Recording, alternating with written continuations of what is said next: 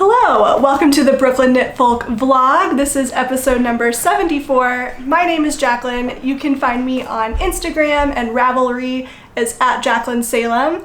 I also post additional bonus content over on Patreon, things like really everything, recipes, photo essays. Can we please not do that? Thank you. Recipes, photo essays, day in the life, bits and pieces of my week, places that I go to in Brooklyn and Manhattan and New York in general, photo shoot stuff, photo shoot tips, sewing tips, all these other things. So if you're interested in additional content, you can always check that out over on Patreon. Thank you so much for joining me today. I'm going to try to go a little bit slower. So Kitty, quit that. It's too sharp for your little paws. My wonderful mom gave me some feedback last episode and said, Jaclyn, go a little slower, because if you didn't know, I got my new camera, a Sony Alpha 6400, fairly recently, and I'm still getting used to the focusing that it does. So my mom's like, the second I show it and then I pull it away once it has focused. So I'm gonna try to go a little bit slower so that you guys can see the details of the stuff that I am showing you. So I'm gonna try to do that today.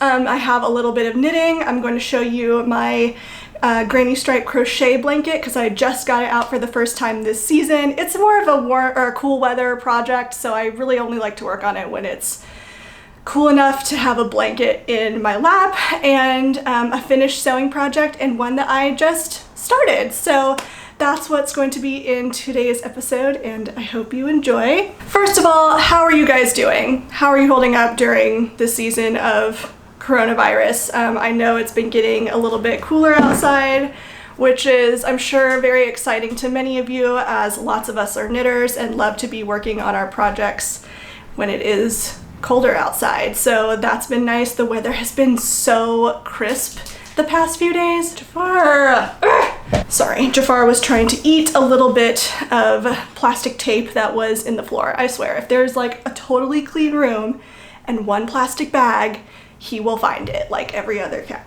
I hope you guys are doing well. I'm excited about this kind of cool, crisp chill to the air. I love fall. I also love summer though, so yeah, I'll be sad to see summer go. Last weekend, or it is still the weekend, yesterday I went to the Met. The Met reopened for the first time since they closed for coronavirus at much lower capacity. Obviously, you had to buy a timed ticket. Everyone had to wear masks and socially distance, but it was so amazing being in the galleries with like 25% of the usual amount of people that are allowed in the Met. So it was so great. I missed going to museums so much. It's one of my favorite things about living in New York City, is getting to go to and see all of these cool places. I had a little photo shoot for my finished dress that I'm going to show you in just a little bit. Yeah, so it's been, a really good weekend so far, and just trying to get through COVID the best that I can with being, gentle with myself, and also trying not to like force the creativity to come, because these are, of course, just strange times. So let's get on with the projects, shall we? So the first one, if you are a patron, you will have seen this sweater several times, but this is the Astragal sweater by, and I don't know how to pronounce her name properly, but I'll make sure I put it in the show notes so that you can find it in case you want to look up the sweater for yourself to knit it. But it's by Ainur Berkimbayeva, and again, this is called the Astragal sweater, and it's actually inside out right now because it's reverse stockinette. So let me show you the right side. So obviously this is not a finished object quite yet. I have one sleeve to go. I first saw this sweater when Marlisa of Girl Meets Yarn podcast was knitting it, and I fell in love with her version. She knit it in the most beautiful, like dusty mauve kind of fig color. It's really, really pretty, and I saw it and I was like, yes, I need that sweater in my life. Look at this beautiful texture at the yoke. I've said this before, but it really reminds me of like a cross section of onions or figs, and I just think it's so beautiful. I love this twisted rib design at the top that kind of flows out like a starburst.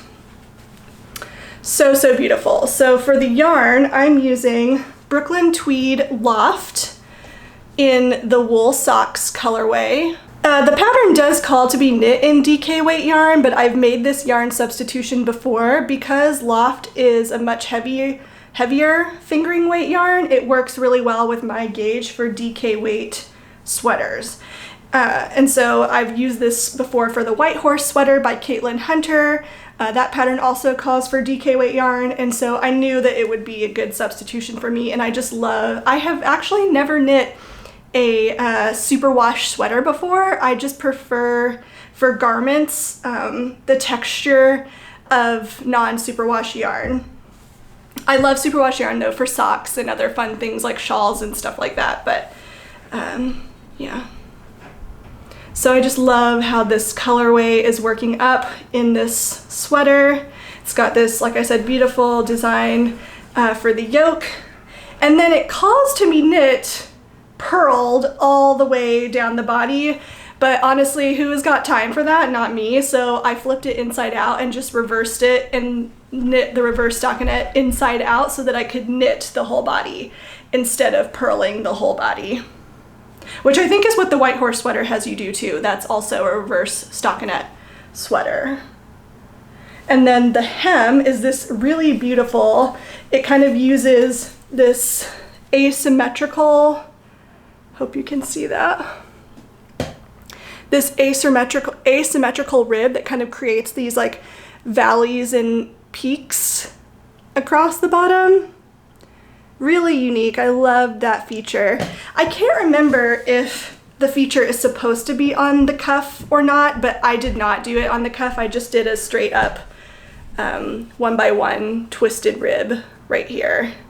Just because I think if I did the asymmetrical one, it would have been a little bit too much for my personal style, and I was not paying attention to what the stitch count was supposed to be for the arms of sweaters. Whenever I knit sweater arms, or sweater sleeves, whenever I knit sweater sleeves, I always try it on and decrease as I try it on to make sure that I like the fit, because the body of this sweater did turn out with more positive ease than I had originally intended it to. I kind of was hoping for a more fitted cropped sweater, but I don't know, something with my gauge, I guess, must have changed, because it was the same exact body stitch count circumference as it was for the White Horse sweater, and I love the fit of my White Horse sweater, so I was like, oh, this is perfect, like this is going to turn out exactly how I wanted. But I guess my gauge must have loosened up because there's quite a bit of positive ease.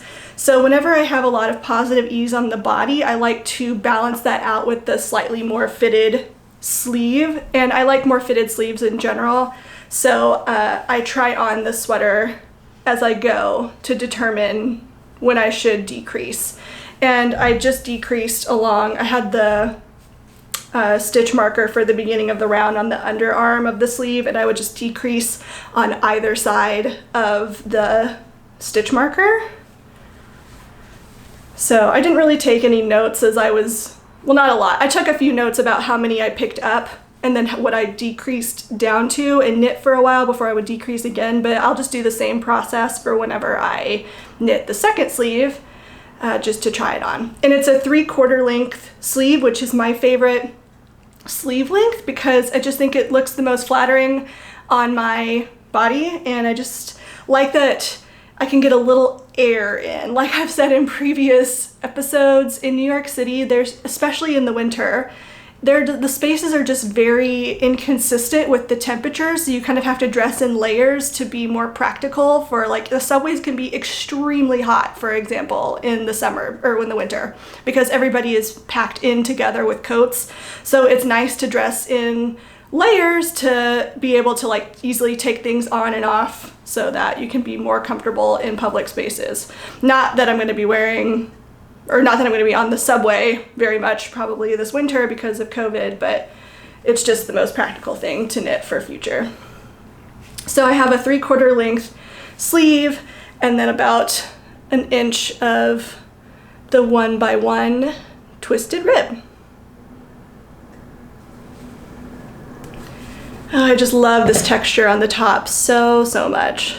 The only thing I hope that it fixes with blocking is that the increases, and it's not intended to be lacy, but you can see there's like some holes where there are some increases for the yoke, and it's not intended to be a lacy yoke. So I really hope that when I block it, that the yarn like kind of blooms into those like negative spaces so that it doesn't look holy. Like I followed the directions exactly when knitting the yoke, so hopefully that's something that will be fixed with the blocking, but I'm not sure if you're gonna be able to see that very well or not. But yeah, there's like this lacy effect in areas.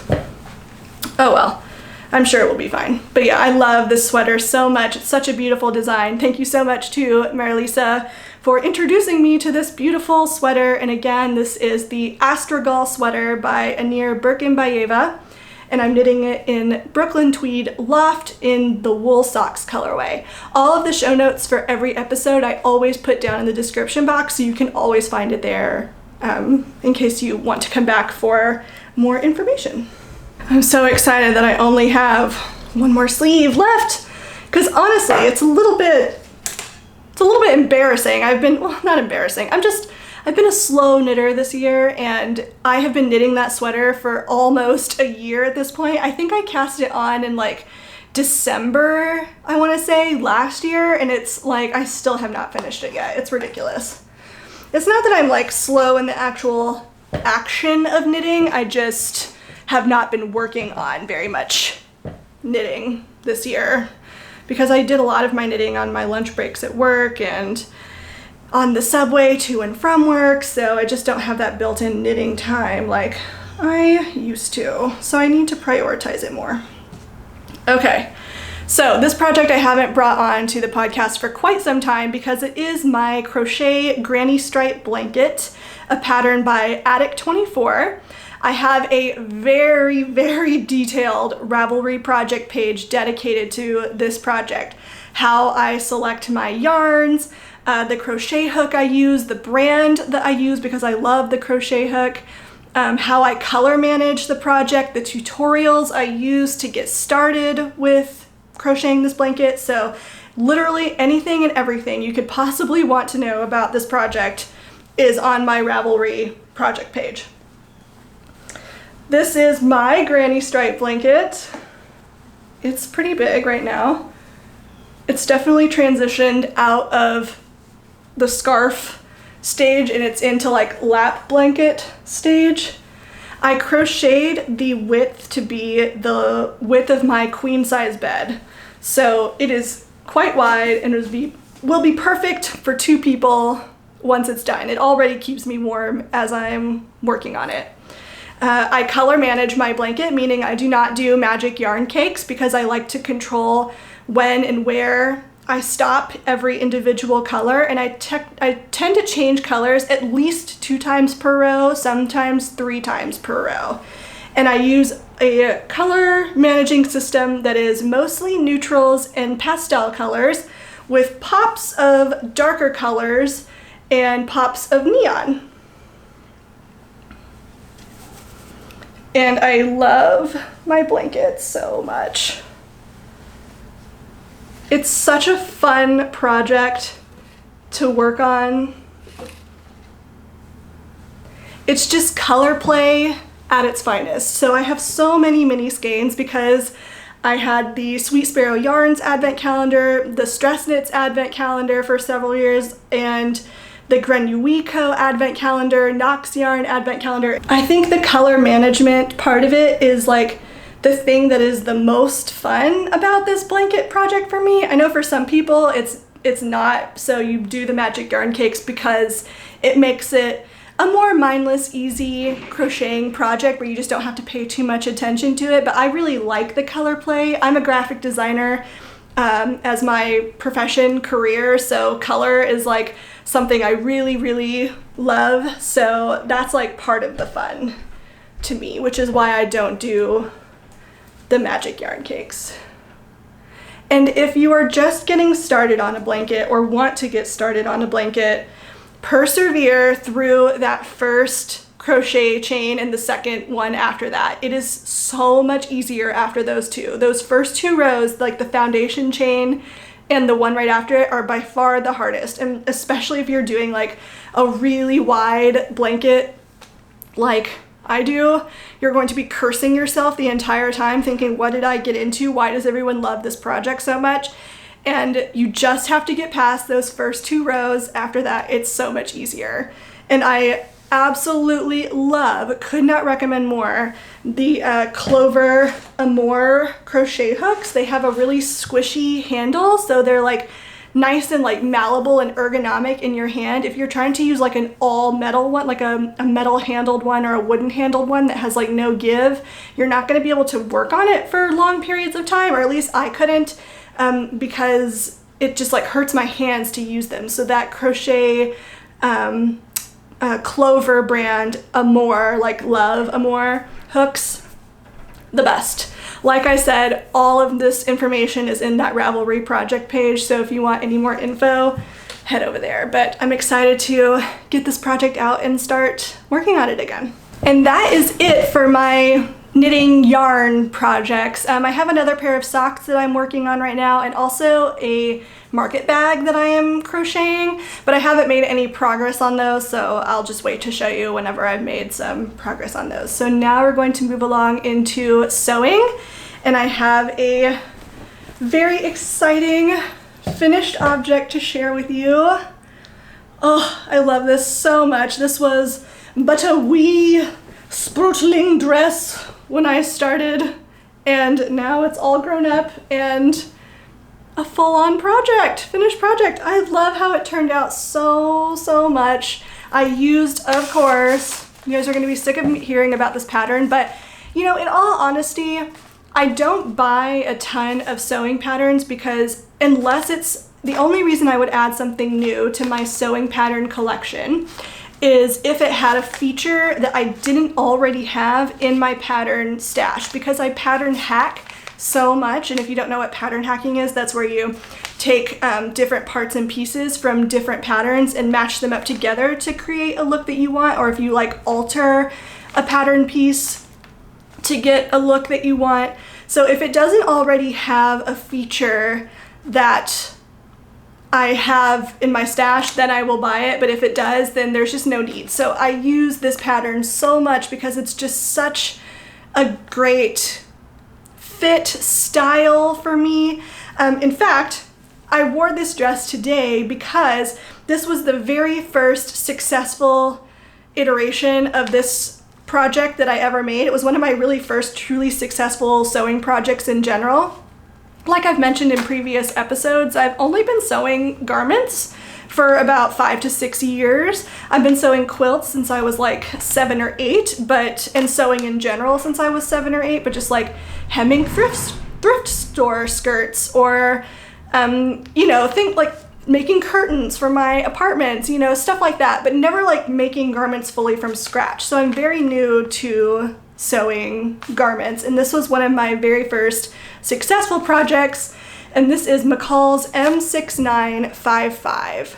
I'm not 100% sure if this pattern is in print anymore, but if there's ever a pattern that's not in print that you want to buy, you can almost always find it on like Etsy or eBay or something like that. So it's a bodice that features waist darts and then a full circle skirt attached to it. And the options come with a full circle skirt that is both gathered or not gathered, depending on your preference. And there's also a midi length option, which is this one right here, and then a shorter one right here.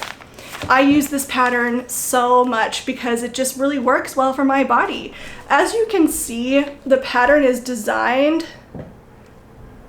with a scoop neck, but I love square neck tops, and it's not a feature I can find in ready-to-wear clothing. So I make them myself because I can't find them in stores. It's like one of my favorite necklines. I pretty much make it on almost every dress that I make, because I should probably cool it, because now my wardrobe is airing into the mostly square necklines, whereas before it was like a pretty even mix of ready to wear clothing and my own handmade clothing, so it wasn't like overtaking my wardrobe. Now I probably have, I wouldn't say too many. I think you should wear what you want to wear and make what you want to make. You know, it's not going to stop me from making square neck tops, let's just say that.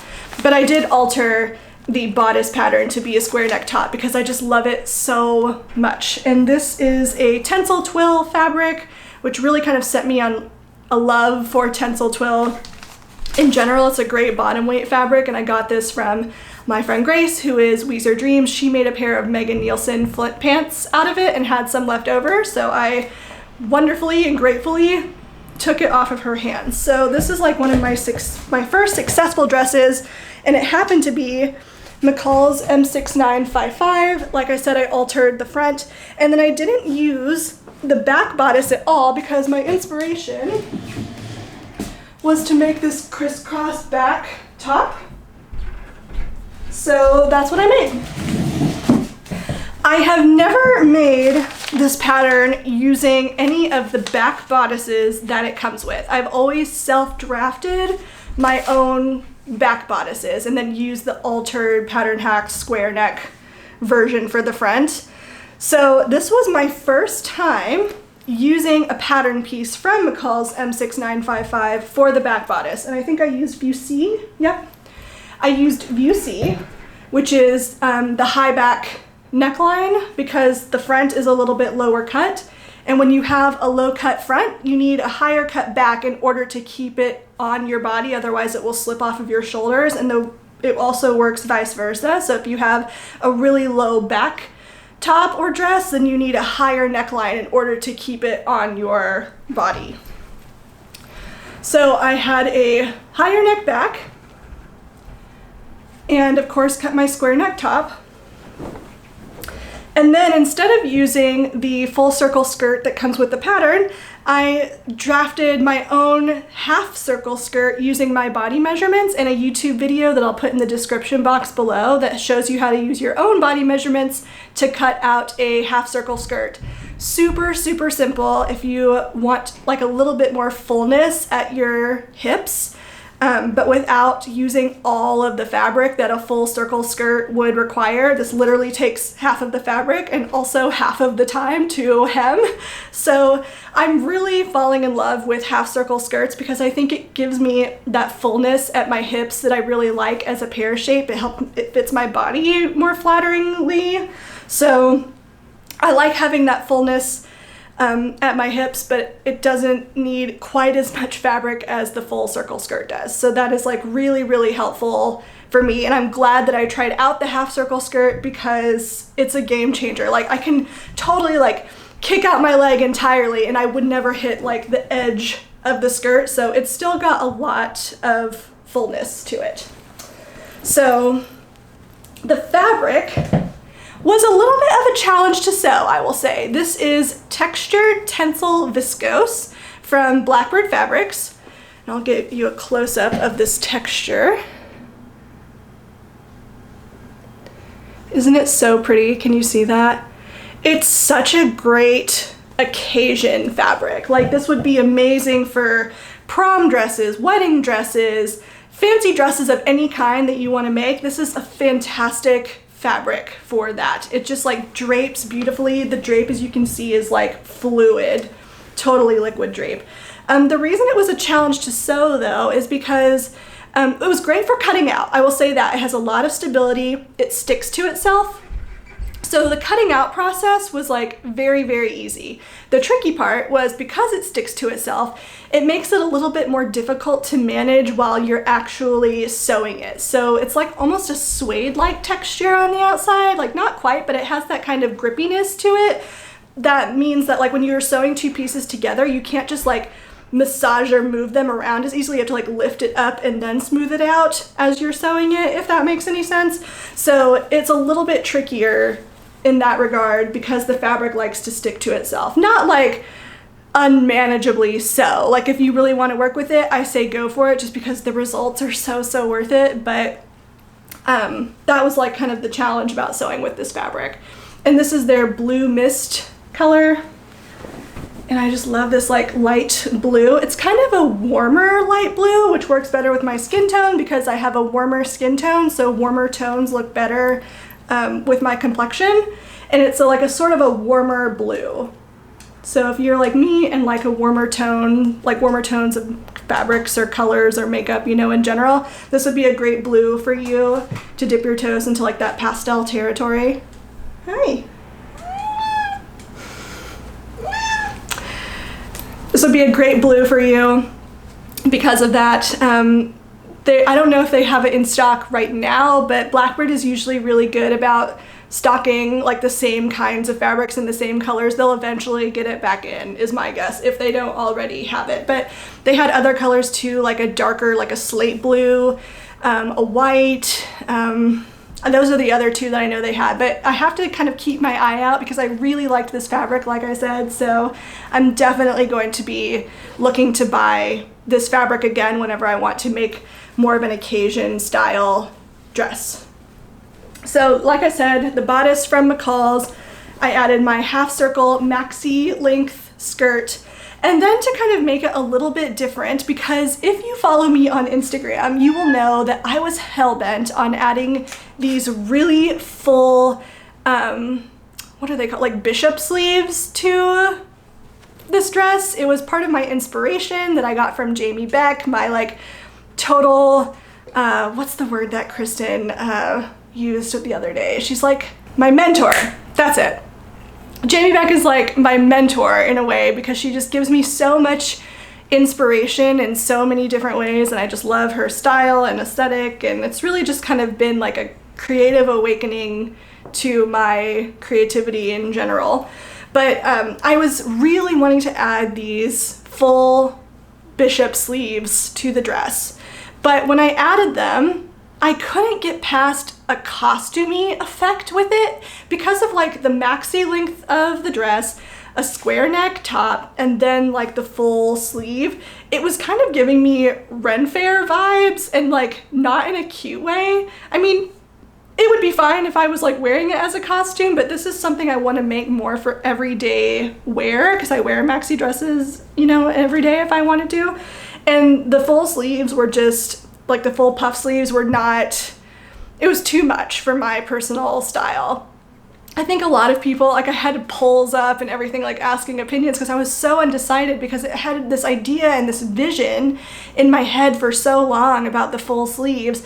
And then when I had it on, it was just like contrasting with what I thought I wanted. And as soon as I took off the sleeves and put it on, it was just like a breath of fresh air. Like this was what it was meant to be. I'm just more comfortable in this style. So the full sleeves had to go.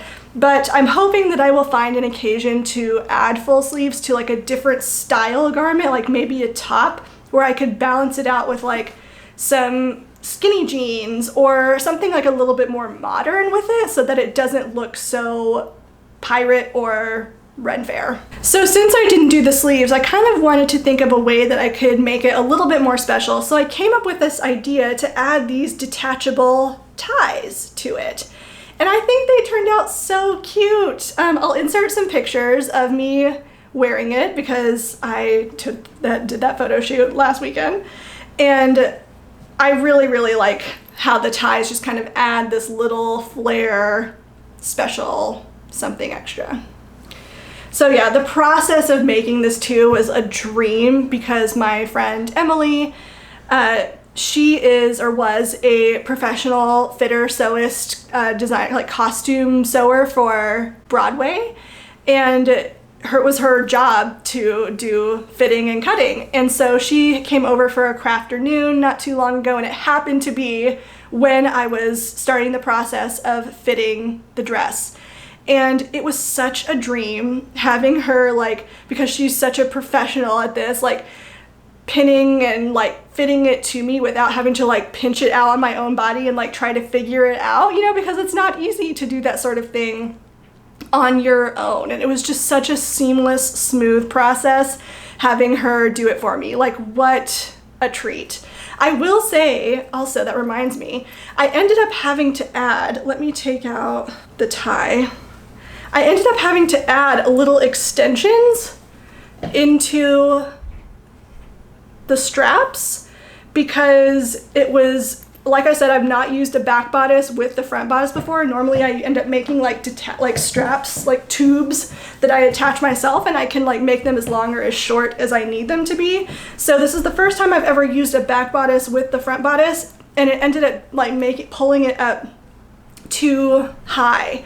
So I needed to add these like strap insertions in order to make it fit. It looks like so extreme when I'm showing you on camera here, but when it's on my actual body, it's like not, you can't even tell really when it's on because of just like the positioning of it, like on the top of my shoulder. It just looks like it's part of the dress, like intentional. It just looks more extreme when I show you right here. But I did have to add those in, and then Emily had such an interesting way of fitting the bodice to me, which I have to talk to you about because it was just, I've never heard of this method before. So she took a piece of elastic, and then a safety pin, and then pinned the ends of the elastic together around my natural waist. So using the elastic as a guide, because it's going to like naturally go to where the smallest point of your natural waist is, and also the right height of your natural waist, she took a marker, and then with the dress on, so I was wearing the dress, and then had or just the bodice. The dress part wasn't, the skirt part was not attached to this point. So it was just the completed bodice. I had the completed bodice on my body and had this elastic wrapped around my natural waist and pinned not too tightly, not too loosely, like just where my natural waist would be. And then she took a marker or a pen and then kind of marked lines around the bottom of the elastic. And that was my guideline for attaching the skirt. And it was brilliant because it means that the skirt hits my body at the most flattering angle for my body shape. And our bodies are obviously three-dimensional things. It's not 2D. So when we're taking something like a fabric pattern and that's two-dimensional and trying to fit it around a 3D shape, every body is different and everybody's proportions are different. So when I took off the bodice and looked at this pen mark around it, it was so interesting to see, like, with it on, if I had just sewn it straight across, how different it would have looked versus sewing it on this, like, it was like a wavy looking line, like showing where like my shoulders were higher on one side or lower on one side, or the line, let's just say, was not like a super straight line at all. But when I sewed the skirt to that line and tried it on, it was amazing how well the dress fit and how perfectly the fit was. So if you have a chance to try out this method and you're about to sew a skirt piece to a bodice piece, try on your bodice first, get a piece of elastic with a safety pin, pin it, you know, just taut enough so that it's hitting your natural waist, and then have somebody else, it can't be yourself, unfortunately, because if you're like slouching or hovering in a weird way, it'll alter where the line is, but have somebody else mark the line around the bottom of the elastic and use that as your guide for pinning your skirt piece to your bodice piece before you start sewing. And I promise you, the fit will be the best fitting garment as far as like the height of the waist seam that you will ever have. At least it has been that way for me. So this was such a game changer. I'm sure Andrew's going to love this news when I tell him that he's going to have to start marking my waist points for me from now on. But it was just so strange seeing like the waviness of the marked up bodice piece, thinking there's no way that the skirt is going to look straight when I pin it to this and sew it to this. But lo and behold, it did. So this is my finished McCalls M6955, mostly. Like I said, I used the bodice piece, but I hacked the front. And then instead of a full circle skirt, I added a half circle skirt.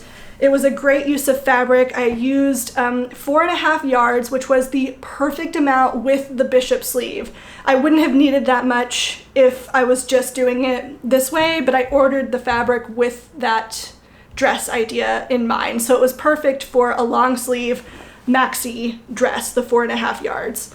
And yeah, it's a beautiful, beautiful pattern. I love the dress on.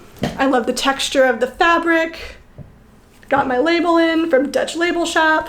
And I just think that this idea was really clever and fun and just a good way to add some interest. And if I ever don't want to wear it with the ties, then I don't have to do that.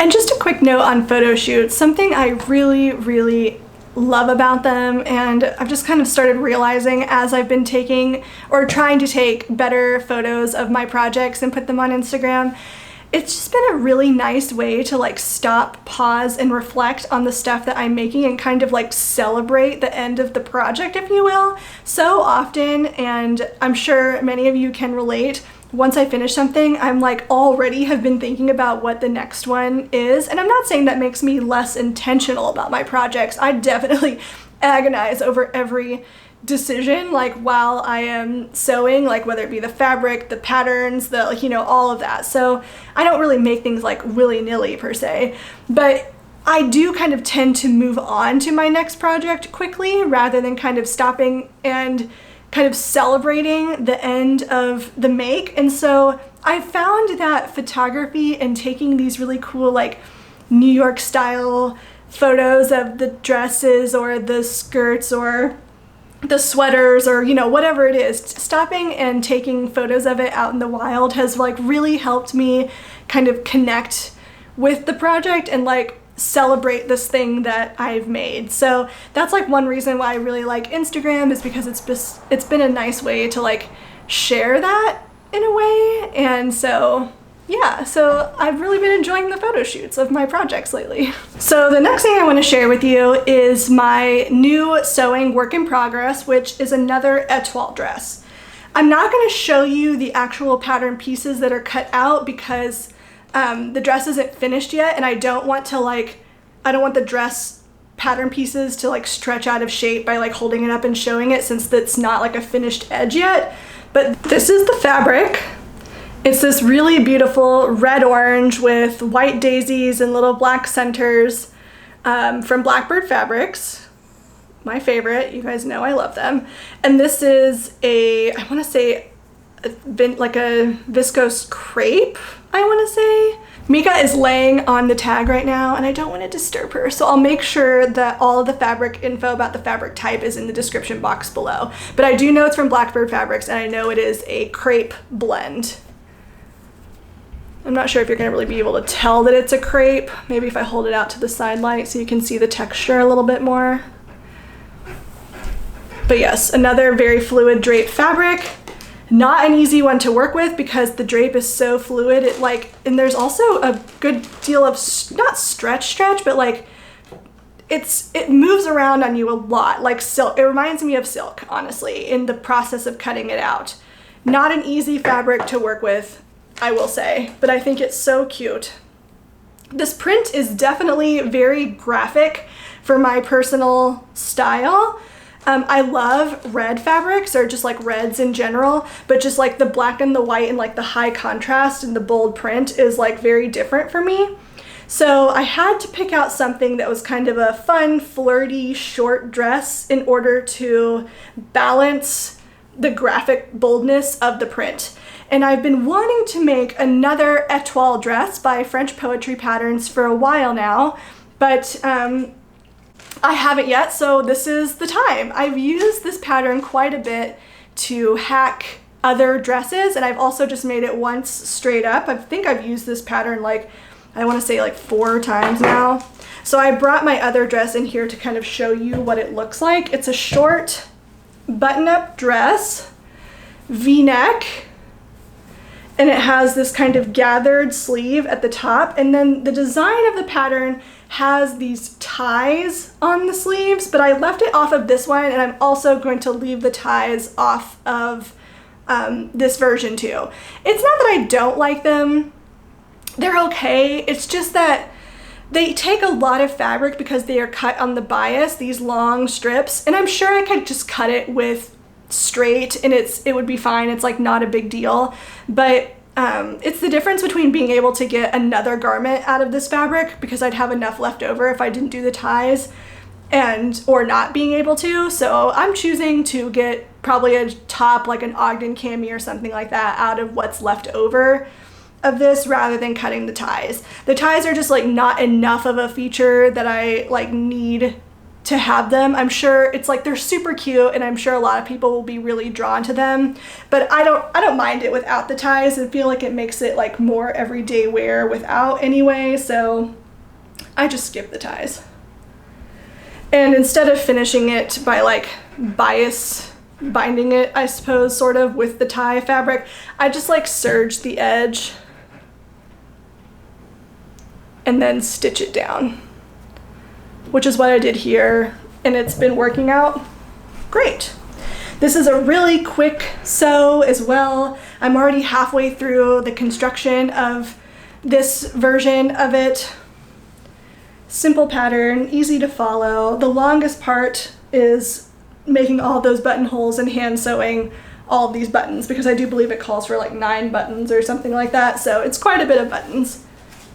But I think it's just so cute and such an everyday wear, fun, flirty dress. So like I said, this is the French Poetry Etoile Dress. Something that I think is a little bit lacking is the sizing in it. I love French poetry patterns so much. Their aesthetic is like right up my alley. There's probably not a pattern I don't love in their entire collection. But what I really wish they would do is expand their size range. A lot of French pattern companies are notorious for their limited size range, and this one is no exception to that. I do wish they would expand their size range so that more people could make these beautiful patterns. For sizing, as per usual, I always cut out what the 36-inch bust is and the 41-inch hip is, and to cut that, I'll show you what I do on the pattern piece. All that I do to achieve that is I start with the 36-inch cut line up at the bust area, and then I take like a ruler and draw a line between the 36-inch bust and the 41-inch hip and just draw a line to that and then cut along that line. Sometimes, because you can tell on this pattern, there's like a curvature to it.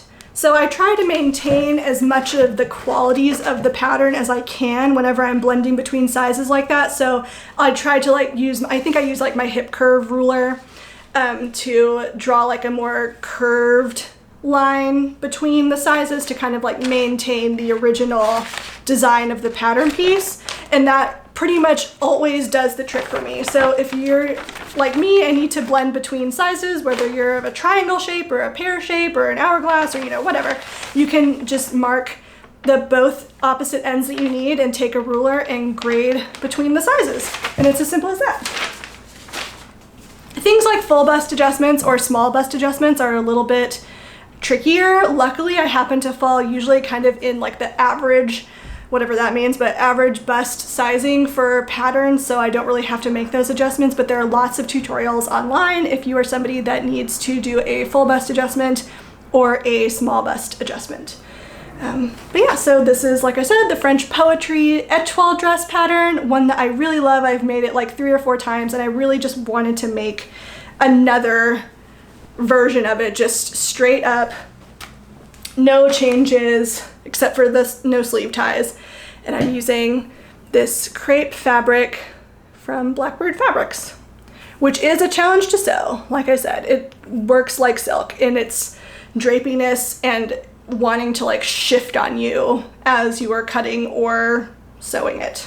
I received a question in the comments last week, and I get this one quite a bit, so I figured I would answer it on the podcast here. And that question is, what kind of serger / brand do I have?